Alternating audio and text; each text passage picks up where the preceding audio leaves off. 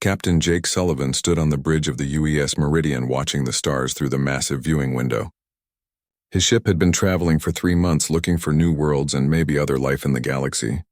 The Meridian was the newest and best ship that Earth had ever built, with the most advanced technology humans could make. Jake had been chosen to lead this mission because he was one of the best captains in the Earth fleet and had never failed a mission before. The bridge was quiet except for the soft humming of the ship's engines and the gentle beeping of computer systems. Lieutenant Commander Lisa Parker sat at her science station studying readings from nearby star systems, while Communications Officer Ryan Davis monitored all radio frequencies for any signs of alien life. Chief Engineer Amy Foster was below in the engine room making sure everything worked perfectly for their long journey through space. Jake looked at the star charts on his command screen and felt excited about what they might find out here in the unknown parts of the galaxy. Earth had been sending ships into space for over 200 years, but had never found any other intelligent life until now. The readings they were getting from this sector showed something different, and possibly artificial, which meant there might be aliens nearby. Ryan suddenly looked up from his station with wide eyes and called out to Jake. He had detected strange signals coming from a nearby star system that were definitely not natural. The signals were organized and complex, which meant they had to be made by intelligent beings. Lisa quickly confirmed that the signals were coming from the third planet in the system and that there were also massive metal objects in orbit around that world.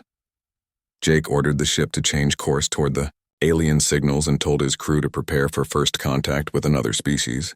This was the moment that every human explorer had dreamed about for centuries. They were about to meet aliens for the first time in human history. Ambassador Greg Thompson was called to the bridge from his quarters to help with the diplomatic side of this historic meeting. As the Meridian got closer to the alien system, they could see huge ships that were much larger than anything humans had ever built. The alien vessels were sleek and beautiful with smooth curves and bright lights running along their hulls. There were at least 50 of these ships floating in space near the planet, and they all looked very advanced and powerful. Ryan received a message from the alien ships, written in perfect English, which surprised everyone on the bridge. The message welcomed the humans to this part of the galaxy and invited them to come aboard the largest ship for a meeting. The aliens called themselves the Zapirian Collective and said they were explorers and traders who had been waiting to meet humanity for a long time. Jake was suspicious about how the aliens could speak English so perfectly, but Greg convinced him that this was normal for an advanced civilization that had probably been watching Earth for years. They decided to accept the invitation and take a small shuttle over to the alien ship for the meeting. Jake chose Lisa and Greg to come with him while Ryan and Amy stayed on the Meridian to monitor everything. The Zephirian ship was enormous inside with corridors that seemed to go on forever and ceilings that were higher than most buildings on Earth. The walls were covered with strange symbols and lights that pulsed in patterns that hurt to look at for too long. The aliens who met them looked somewhat like humans, but were taller and thinner, with pale blue skin and large black eyes that seemed to see everything. High Commander Vextar was the leader of the Zephirian fleet, and he greeted the humans with what seemed like genuine friendliness. He was dressed in flowing robes covered with medals and symbols of rank. He spoke in a calm voice and explained that the Zephirian Collective was a peaceful organization that controlled most of this part of the galaxy and helped younger species develop their technology and join the galactic community. Vextar showed them holographic displays of beautiful worlds under Zephirian protection where different alien species lived in harmony and prosperity. He explained that the collective had been doing this work for thousands of years and had brought peace and order to hundreds of worlds. He offered humanity the chance to join this great organization and benefit from their advanced technology and protection. Greg was very interested in what the collective could offer Earth, but Jake remained careful and asked many questions about how this partnership would work. Vextar explained that new species usually started by allowing Zephirian advisors to help improve their technology and government systems. Over time, the new species would become full members of the collective and enjoy all the benefits of galactic civilization. The meeting lasted for several hours and seemed to go very well, with both sides being polite and friendly. Vextar gave them detailed information about collective technology and trade opportunities, while Greg shared basic information about human culture and Earth's location. Jake noticed that the aliens seemed very interested in Earth's population, numbers, and natural resources, but thought this was normal for potential trading partners. Back on the Meridian, Ryan had been monitoring all communications during the meeting and had picked up some encrypted Zapirian transmissions that were not meant for human ears. He worked with Amy to try to decode these messages using the ship's most powerful computers. What they found in those secret transmissions would change everything the humans thought. They knew about their new alien friends. The encrypted messages talked about harvest quotas and processing schedules for something called biological resources. They mentioned previous species that had been successfully integrated into the collective and how their worlds had been stripped of valuable materials. Most disturbing were references to population reduction programs and the elimination of resistance elements on conquered worlds. Amy ran the translations through the computer several times to make sure they were correct, but the meaning was always the same. The Zephirian Collective was not a peaceful organization of explorers and traders. They were conquerors who found primitive species and slowly took control of their worlds before harvesting everything of value, including the people themselves. The beautiful worlds that Vextar had shown them were actually prison camps where enslaved populations worked until they died. When Jake returned to the Meridian with Lisa and Greg, he was feeling hopeful about humanity's future in the galaxy, but Ryan and Amy quickly showed him the terrible truth they had discovered. The evidence was clear and undeniable. The Zephirian Collective had been lying about everything, and their real plan was to enslave humanity, just like they had done to hundreds of other species over thousands of years. Jake realized that humanity was facing the greatest threat in their history, and that they had to act quickly before it was too late. The friendly aliens who had welcomed them to the galaxy were actually genocidal monsters who saw humans as nothing more than resources to be harvested. The next meeting with Vextar would be very different now that the humans knew the truth about the Zephirian Collective. Jake Sullivan knew he had to confront High Commander Vextar about the terrible truth they had discovered, but he also knew this could be very dangerous for his crew and for all of humanity. The evidence that Ryan and Amy had found was clear proof that the Zephirian Collective was lying about everything, and that their real goal was to enslave or destroy the human race. Jake called his senior officers together in the conference room to plan their next move carefully. Lisa Parker looked shocked and scared as she read through the decoded messages that showed how the collective had destroyed hundreds of other species over thousands of years. Ambassador Greg Thompson was angry and felt foolish for believing Vexitar's lies about peace and cooperation. Ryan Davis continued monitoring Zephirian communications and discovered even more disturbing information about their methods of conquest and control. Amy Foster explained to the group how the collective worked by first offering friendship and technology to primitive species, then slowly taking control of their governments and military forces. Once they had complete control, they would begin harvesting the planet's resources, including the intelligent beings who lived there. The process usually took between 50 and 100 years, depending on how much resistance they encountered from the local population. Jake decided that they had to return to the Zephirian ship and confront Vextar with this evidence, even though it would probably make the aliens very angry and dangerous. He knew that running away would not solve anything because the collective would eventually find Earth anyway, and humanity needed to know what they were really facing. Greg agreed to help with the confrontation, but warned that it could start a war that humanity was not ready to fight. The second meeting with Vextar took place in the same beautiful room as before, but this time Jake brought copies of all the decoded messages and evidence of collective crimes against other species. When Jake presented this information to the alien commander, Vextar did not seem surprised or upset that the humans had discovered the truth. Instead, he looked amused, as if he was dealing with children who had found something they were not supposed to see. Vextar calmly explained that what the humans called genocide and slavery were simply efficient methods of resource management that allowed the collective to bring order and progress to chaotic primitive worlds. He said that most species were too backward and violent to govern themselves properly, so the collective had to take control for the greater good of the galaxy. The elimination of resistant populations was necessary to prevent wars and suffering that would be much worse than the current system. Jake felt sick as he listened to Vextar describe the murder of billions of intelligent beings as if it was normal business practice. The alien commander seemed genuinely confused by human moral outrage and explained that emotions like compassion and guilt were primitive weaknesses that advanced civilizations had to overcome. He said that humanity would eventually understand this once they became full members of the collective and learned to think more logically about galactic affairs. Greg tried to argue that there had to be better ways to help primitive species develop, without destroying their cultures and freedom, but Vextar dismissed these ideas as naive and impractical. The alien leader said that the collective had tried peaceful methods in the past, but they always failed because primitive species were too stubborn and stupid to accept help voluntarily. Force was the only language that really worked with backward civilizations like humanity. When Jake declared that humans would never join an organization built on murder and slavery, Vextar laughed and said that all species said the same thing at first until they learned how the galaxy really worked. He explained that there were only two choices available to any species that the collective encountered. They could join willingly and enjoy the benefits of membership, or they could resist and be conquered by force then processed like any other natural resource.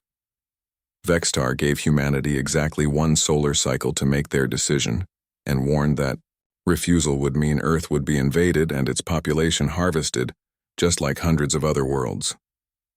He said this with the same calm tone he had used to describe the weather, and seemed genuinely puzzled by the horrified expressions on the human faces. To him, this was simply how things worked in the galaxy, and had always worked for thousands of years. Jake and his team returned to the Meridian knowing that they had just declared war on the most powerful military force in the known galaxy. The Zephirian collective controlled dozens of star systems and had fleets of warships that could destroy Earth's entire military in a matter of days. Humanity had advanced technology, but they were completely outnumbered and had never fought a real space war against an alien enemy. The journey back to Earth took 3 weeks, and during that time Jake sent encrypted messages ahead warning the government about what they had discovered and what was coming. Admiral Helen Carter was the head of Earth's space forces, and she immediately called an emergency meeting of the United Earth Defense Council to discuss this unprecedented threat to human survival. When the Meridian finally reached Earth, the entire planet was already preparing for war, even though most people still could not believe that friendly aliens had turned out to be genocidal monsters. President Marcus Webb addressed the global population in a historic speech that revealed the truth about the Zephirian collective and explained that humanity now faced the greatest challenge in their history. Intelligence Officer Nathan Cole had spent weeks analyzing all the information that Jake's crew had gathered about collective military capabilities and their methods of conquest. The news was not good for humanity because the aliens had overwhelming advantages in numbers technology and experience fighting space wars. Earth's only hope was that the collective had grown overconfident after thousands of years of easy victories against primitive species. General Patricia Stone began mobilizing every military unit on Earth and in the colonies, while scientists worked frantically to develop new weapons and defenses that might give humanity a fighting chance. Dr. Kevin Ross studied Zapirian psychology and culture, looking for any weaknesses that human forces could exploit in the coming war. The one solar cycle that Vextar had given humanity was almost over, and soon the collective fleet would arrive to begin the conquest of Earth. Jake Sullivan was promoted to admiral and put in charge of Earth's defense fleet, while his crew from the Meridian became the core of a new intelligence unit that would coordinate resistance efforts across human space. Humanity had chosen to fight rather than surrender, and now they would discover if their courage and determination could overcome the vast military superiority of an enemy that had never known defeat in 3,000 years of galactic conquest. Commander Susan Brooks stood on the bridge of the UES Defiance as her ship prepared to jump to hyperspace on the most dangerous mission in human history. President Marcus Webb had given her the task of finding other alien species in the galaxy and warning them about the true nature of the Zephirian collective before it was too late. The ship carried copies of all the evidence that Jake Sullivan's crew had gathered about collective crimes, including recorded communications and detailed records of genocides across hundreds of worlds. The Defiance was one of Earth's fastest ships and had been modified with the newest stealth technology to avoid detection by collective patrols. Susan's crew included some of the best intelligence, officers and diplomats that humanity had to offer, because this mission could determine whether Earth would face the collective, alone or have allies in the coming war. Chief Science Officer Danny Martinez had spent weeks preparing translation, systems and cultural databases to help communicate with alien species they might encounter. Their first destination was the Alterian Republic, which intelligence reports suggested was a peaceful collection of trading worlds that had remained neutral in galactic politics for centuries. The Alterians were known to be cautious and thoughtful people who valued evidence and logical arguments over emotional appeals. If anyone would listen to human warnings about the collective, it would be them. The journey to Alterian space took 2 weeks, and during that time Susan's crew studied everything they could learn about Alterian culture and history. Danny discovered that the Alterians had been contacted by the collective many times over the past 1,000 years, but had always refused to join their organization. This suggested that they might already suspect something was wrong with the collective's claims about bringing peace and prosperity to the galaxy. When the Defiance arrived at Altus Prime, the capital world of the Alterian Republic, they were immediately surrounded by patrol ships that demanded to know their business. Susan identified herself as a human diplomat, carrying urgent information about a threat to all free species in the galaxy. After several hours of negotiations, the Alterians agreed to allow a small human delegation to meet with their government leaders. President Kale of the Alterian Republic was an elderly alien with gray skin and wise eyes who had led his people for over 40 years. He listened carefully as Susan explained what humans had discovered about the collective's true nature, and showed him the evidence that proved their claims about systematic genocide across the galaxy. At first, Kale seemed skeptical because the accusations were so serious and the collective had always presented itself as a peaceful organization. Danny presented detailed analysis of the collective's encrypted communications that described harvest quotas and population reduction programs for conquered worlds. The evidence included video records of collective forces eliminating civilian populations and audio recordings of commanders discussing the best methods for processing biological resources. The most damning evidence was a complete database of species that had been completely exterminated by the collective over the past 3,000 years. Kale studied the evidence for hours with his top advisors and scientists who confirmed that the human translations were accurate and that the communications were genuine collective transmissions. The Alterian leader looked deeply troubled as he realized that his people had been living next to a genocidal empire for centuries without knowing the truth about their neighbors. He immediately called an emergency session of the Alterian Council to discuss this new information. News of the human revelation spread quickly through Alterian communication networks and from there to other neutral worlds that maintained diplomatic contacts with the Republic. The hegemony of free worlds led by Chancellor Mora was one of the first governments to respond by recalling their ambassadors from collective space and demanding explanations for the evidence that humans had provided. The Silicon Confederacy began mobilizing their defensive fleets after learning about collective plans to eventually harvest all non-Zapirian species. Back on Earth, Admiral Helen Carter was coordinating the planet's defenses while scientists worked around the clock to develop new weapons and strategies that might give humanity an advantage against the superior collective forces. Engineer Amy Foster had been promoted to head the weapons development program and was focusing on technologies that the collective had never encountered before. Instead of the energy weapons that most galactic civilizations used, Amy's team developed kinetic projectiles and nuclear warheads that worked on completely different principles. The Zephirian response to human diplomatic efforts was swift and brutal as High Commander Vexitar realized that his enemies were trying to turn the galaxy against the collective. He ordered immediate attacks on human colonies, hoping to force a quick surrender before other species could organize effective resistance. The first target was New Denver, a mining colony on the edge of human space that had a population of 50,000 civilians.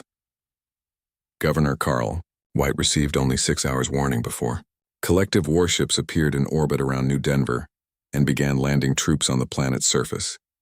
The colonists had basic defensive weapons, but were vastly outnumbered by professional collective soldiers who expected quick victory over primitive human resistance. What they found instead was a population that refused to surrender and fought back with desperate courage. Colonel Rachel Adams commanded the Colonial Defense Forces and quickly organized guerrilla tactics that the collective troops had never encountered before. Instead of fighting conventional battles, the humans used hit-and-run attacks, sabotage, and improvised explosive devices that disrupted collective operations across the entire planet. The alien soldiers were trained to fight other professional armies, not civilian populations that treated every street and building as a potential battlefield. For 3 days, the battle for New Denver raged as human defenders used every trick they could think of to slow down the collective advance. Rachel's forces destroyed bridges and roads to limit enemy movement, while civilian volunteers built barricades and prepared ambush sites in urban areas. The colonists knew they could not win a conventional war, but they could make conquest so expensive that the collective would regret attacking humanity. The turning point came when collective commanders realized they had lost more soldiers in 3 days of fighting on New Denver than in their previous 50 conquest campaigns combined. The humans were using tactics that violated every rule of civilized warfare as the collective understood it, including the deliberate targeting of command personnel and the use of civilian areas as military strongholds. Vextar ordered his forces to withdraw rather than continue, losing troops to such barbaric methods. News of the collective retreat from New Denver spread across the galaxy like wildfire as species that had feared Zapirian military power for thousands of years learned that the invincible conquerors could be defeated. Susan Brooks continued her diplomatic mission, visiting world after world, with evidence of collective crimes, while the victory at New Denver proved that resistance was possible. The galaxy was waking up to the truth about their supposed protectors and beginning to choose sides in the coming war. The defeat at New Denver sent shockwaves through the Zephirian collective, as High Commander Vextar faced angry questions from his subordinates about how primitive humans had managed to defeat their supposedly invincible forces. For 3,000 years, the collective military had never failed to conquer a target world within days of beginning an assault. But now, they had been forced to retreat by a small human colony with basic weapons and no formal military training. Admiral Helen Carter used the breathing space created by the New Denver victory to accelerate Earth's war preparations, while scientists rushed to complete new weapon systems that could give humanity an edge in space combat. The victory had proven that human tactics could work against collective ground forces, but the real test would come when their fleets met in open space, where the aliens had overwhelming advantages in ship numbers and firepower. Intelligence reports from across the galaxy showed that more alien species were choosing sides as news of collective atrocities spread through diplomatic channels. The Alterian Republic had officially condemned the collective and offered military support to any species willing to resist their expansion. The hegemony of free worlds began coordinating with other governments to form a defensive alliance against what they now recognized as a genocidal threat to all intelligent life. President Marcus Webb received a secret message from Chancellor Mora of the hegemony proposing a meeting between human leaders and representatives from 12 other species that were ready to fight the collective. The proposed alliance of free species would coordinate military efforts and share intelligence about collective movements, while each member government maintained control over their own forces. Dr. Elizabeth Moore was chosen to represent humanity at these crucial negotiations. Meanwhile, collective forces were massing in the Kepler system for a major assault that Vextar hoped would restore his military reputation and prove that the defeat at New Denver was just a lucky accident. The Kepler system contained important mining worlds and shipping routes that the Alliance needed to defend if they wanted to prevent the collective from cutting off supply lines between member species. Admiral Carter knew that this battle would determine whether the Alliance could survive as a real military force or would collapse under the weight of superior collective firepower. She personally took command of the combined human and alien fleet that gathered to defend Kepler, while Jake Sullivan served as her tactical advisor, based on his experience with collective methods and psychology. The human battle fleet included the newest Earth warships equipped with kinetic weapons and nuclear missiles that worked very differently from the energy-based weapons that dominated galactic warfare. Captain Diane Chen commanded the battleship UES Retribution, which carried the most powerful human weapons ever built, while Lieutenant Commander Tony Garcia led a squadron of fast attack fighters designed for hit-and-run tactics. The Battle of Kepler began when collective forces jumped out of hyperspace expecting to find a small defensive force that would surrender quickly once they realized how badly they were outnumbered. Instead, they discovered a well-organized fleet of human and alien ships working together under unified command and using tactical doctrines that the collective had never encountered before.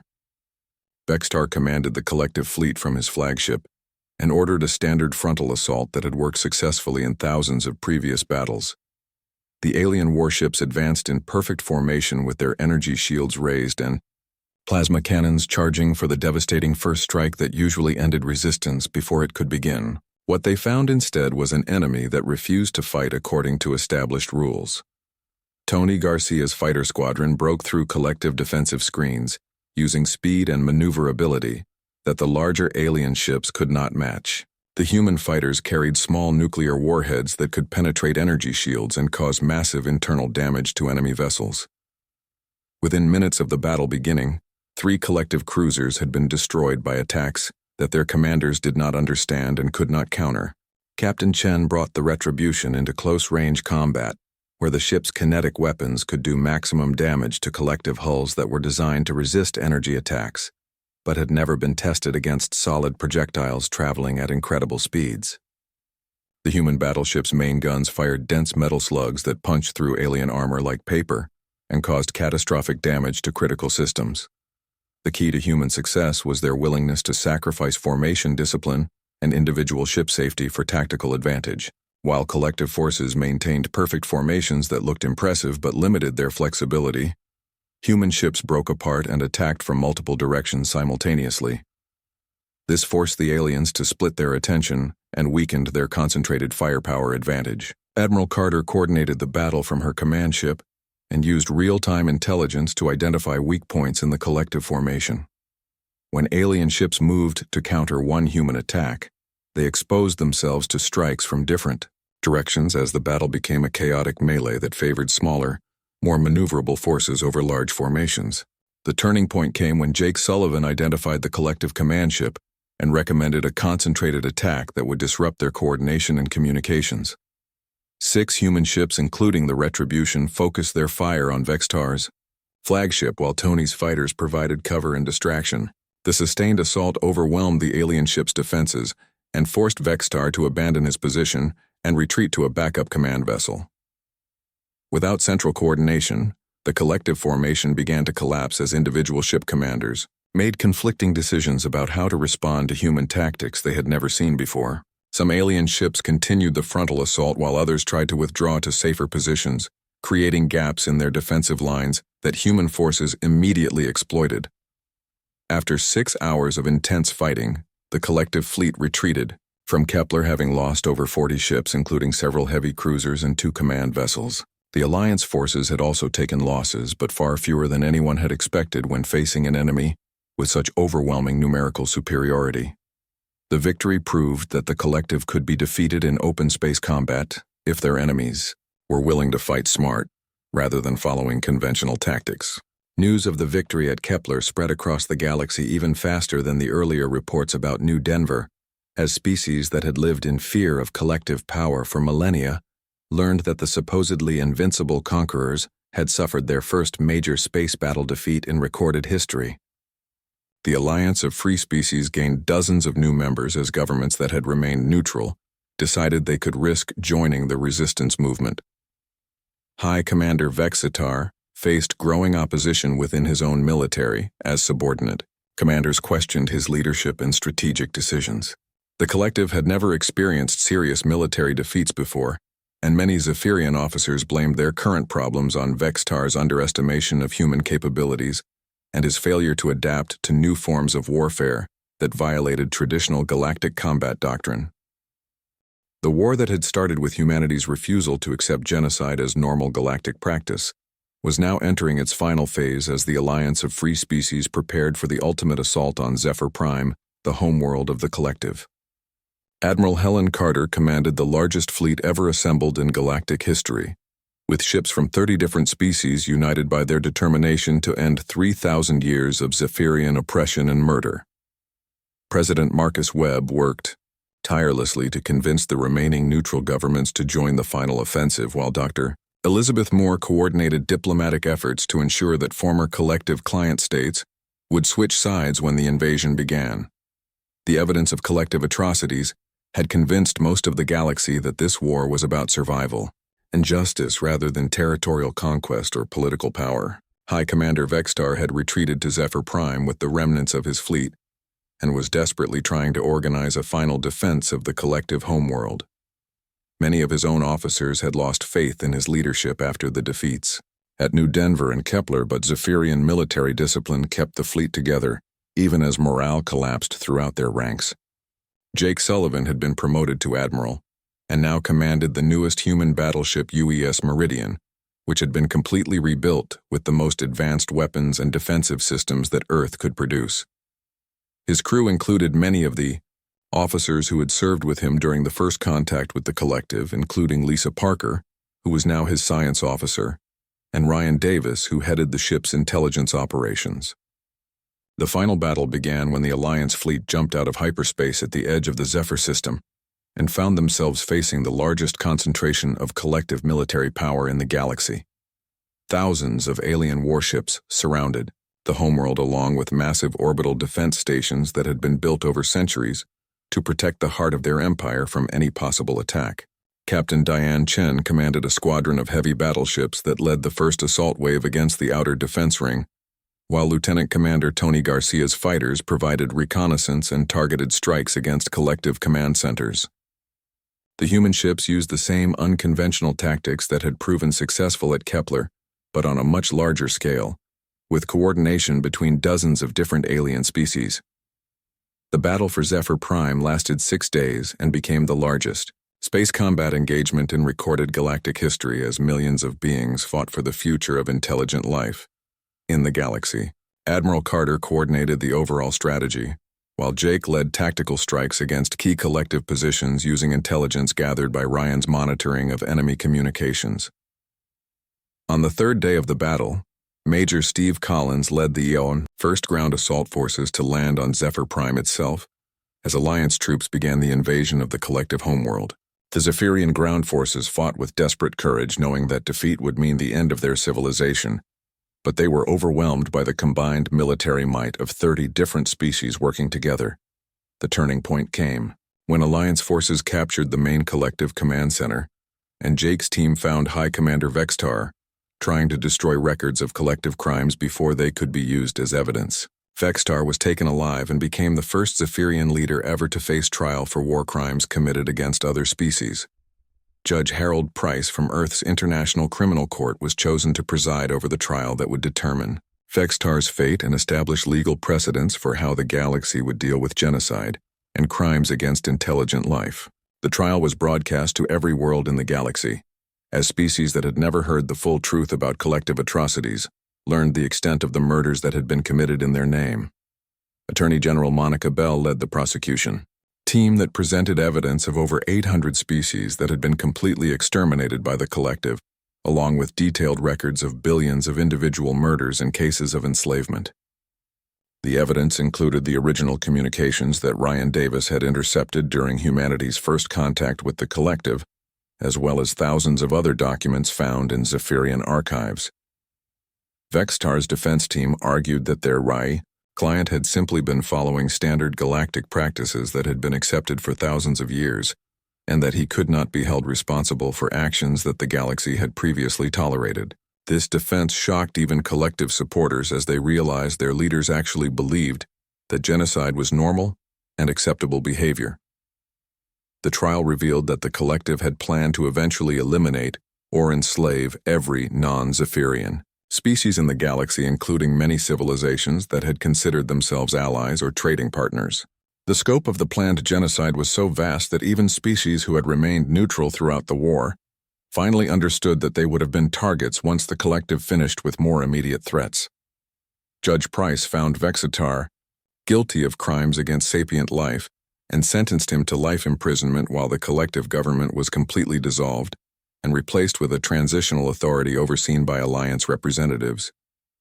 The Zephirian species would be allowed to survive, but would never again be permitted to have military forces or govern other worlds.